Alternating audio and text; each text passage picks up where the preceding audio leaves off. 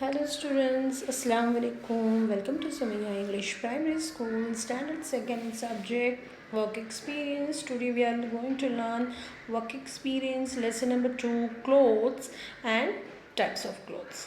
2 lesson को हमने एक लेसन में एक्सप्लेन किया है क्योंकि दोनों भी एक दूसरे से रिलेटेड है, इसलिए हम लोगों ने दोनों लेसन एक साथ explain कर रहे हैं. Okay, the teacher came to the class. She had brought a big color picture with her. She hung it on the wall and asked the students, children, can you recognize this picture?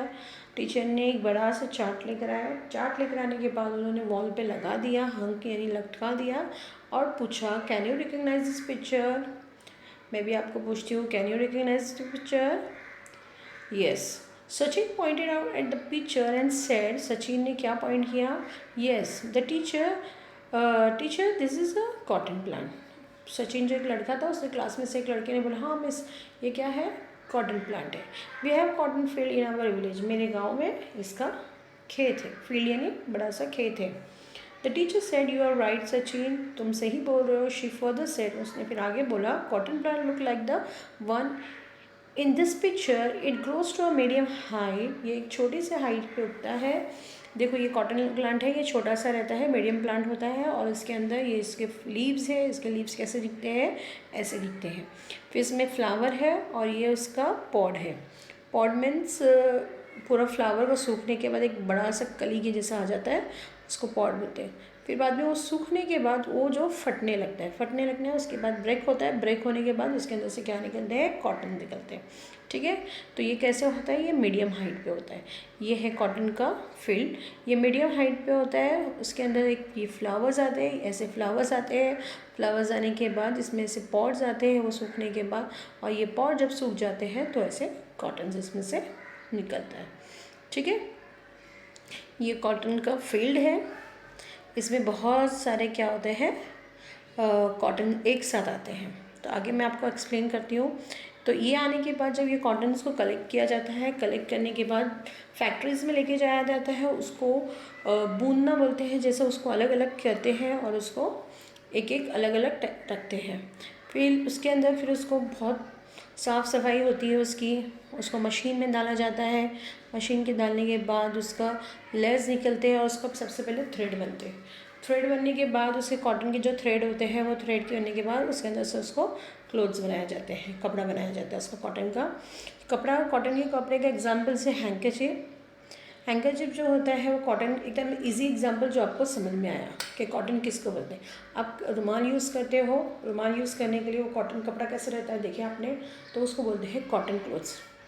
अब ये cotton हो गया. उसके बाद और भी बहुत सारे क्लोथ्स आते हैं, जैसे नेचुरल क्लोथ्स मतलब रहते हैं. नेचुरल यानी जो हमको जैसे ये प्लांट के ज़रिए ऐसे ज़रिए से मिलते हैं. तो फर्स्ट है नेचुरल फाइबर्स. नेचुरल फाइबर से कौन कौन से क्लोथ्स बनते हैं? खादी क्लोथ्स. खादी क्लोथ्स देखो, ये जो कुर्ता है, ये ड्रेसेस है, ये सब चीज़ किसकी है? खादी की. ये पिक्चर का मतलब यही होता है कि आपको मैं यही बता रही हूँ कि ये पिक्चर में जो क्लोथ्स है वो किस चीज़ के हैं? खादी के हैं. ठीक है. नेक्स्ट है सिल्क. सिल्क देखिए आप लोग कैसे थोड़ा सा शाइनिंग मटेरियल होता है, इसको बोलते हैं सिल्क. सिल्क की साड़ियाँ होती हैं, सिल्क के ड्रेसेस होते हैं, ये आप लोग अक्सर पहनते हो. नेक्स्ट है जूट क्लोथ्स. जूट किसको बोलते हैं? जो गोनी होती है उसका बनाते हैं. ज़्यादातर देखो अभी बैग्स वगैरह भी जूट के आते हैं, तो इसको बोलते हैं जूट. उसके बाद है वुल. वुलन क्लोथ्स कैसे रहते हैं? जो वुल क्लोथ्स जो रहते हैं, ये जो रहते हैं ये देखिए अपने वुल जो निकलते हैं इसमें से जो शिप होती है उस शिप में से उसका वुल निकाला जाता है. फिर यान बनाया जाता है, यानी उसका गोला बनाया जाता है. उसके बाद उसके स्वेटर वगैरह बनाए जाते हैं. ये हो गया.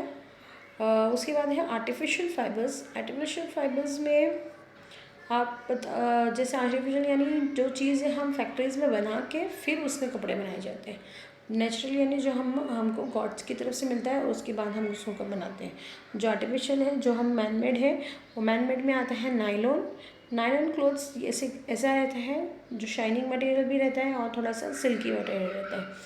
नायलॉन की आपने कभी रस्सी देखी हो? जो रस्सी हम कपड़े सुखाने के लिए डालते हैं उसको नायलॉन बोला जाता है. ये है पॉलिस्टर क्लोथ्स. पॉलिस्टर देखिए ऐसे के मतलब ऐसे मटेरियल में रहता है. ठीक है। तो ये हो गया हमारा क्लोथ्स का।